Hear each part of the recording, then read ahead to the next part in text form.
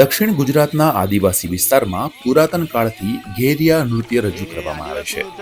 સુરત, નવસારી, તાપી અને વલસાડ જિલ્લામાં જોવા મળતું આ નૃત્ય ગરબા સાથે મળતું આવે છે.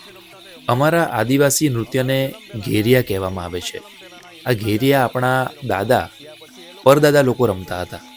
અમે આ નાના છોકરાઓને તાલીમ આપી રહ્યા છીએ, કેમ કે અમારા પછી તેઓ જ આ પ્રથાને આગળ વધારશે.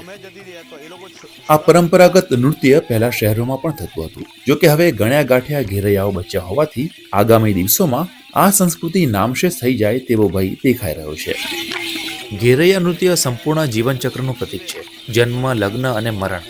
બાળક જન્મે ત્યારે એની વધામણી આવે, એનું પારણું ગાવાનું હોય.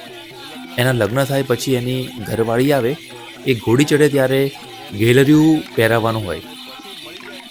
આમ તે પ્રમાણે ઘેરિયામાં જીવનની હરીફાઈની પ્રથા પ્રદર્શિત કરવામાં આવે છે. ઘેરૈયાઓની ટુકડીમાં એક પણ મહિલા નથી હોતી. પુરુષો જ કાચડો મારીને સાડી અને ઉપર બ્લાઉઝ પહેરે છે. ઘેરૈયાઓનો પોશાક અર્ધનારશ્વ જેવો હોય છે. માખી પાઘડી અને કમર ઉપર બળદને ગળામાં બાંધવામાં આવે એવા ઘૂઘરા રણકતા હોય છે. હાથમાં લાકડાના જાડા દાંડિયા અને મોરપીંછની કલગી હોય છે. જો કે હવે પોશાકમાં બદલાવ જોવા મળે છે. સમય બદલાતા કેટલાક ઘેરૈયા હવે બૂટ, મોજા અને આંખે ગોગલ્સ પણ પહેરે છે.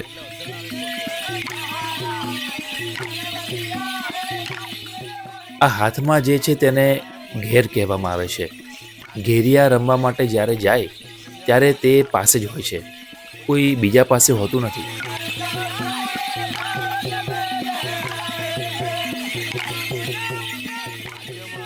વાદ્યમાં તબલા, ખંજરી અને મંજીરાવાળા આવે છે. એની સાથે ગાવાવાળા અને ઝીલવાવાળા પણ હોય છે.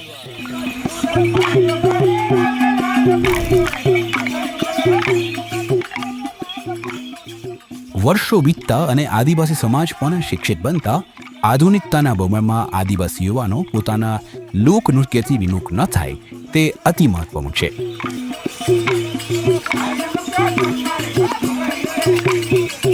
ગુજરાત સરકારના રમતગમત, યુવા અને સાંસ્કૃતિક પ્રવૃત્તિઓ વિભાગ તેમજ કમિશનર શ્રી યુવક સેવા અને સાંસ્કૃતિક પ્રવૃત્તિઓની કચેરી આવી લુપ્ત થતી કળા અને નૃત્યને જીવંત રાખવાના પ્રયાસના ભાગરૂપે સતત કાર્ય કરી રહી છે. દિવાળી પર અમારો ખાસ કાર્યક્રમ હોય છે. ત્યારબાદ અમે નોરતામાં રમીએ છીએ. જે લોકો માતાજીના ગરબા ઘરમાં બેસાડે છે તેમના ઘરમાં અમને આમંત્રણ મળે છે, તો અમે ત્યાં જઈને નૃત્ય કરીએ છીએ. અમે જન્મદિવસ અથવા અન્ય શુભ પ્રસંગોમાં પણ નૃત્ય કરીએ છીએ.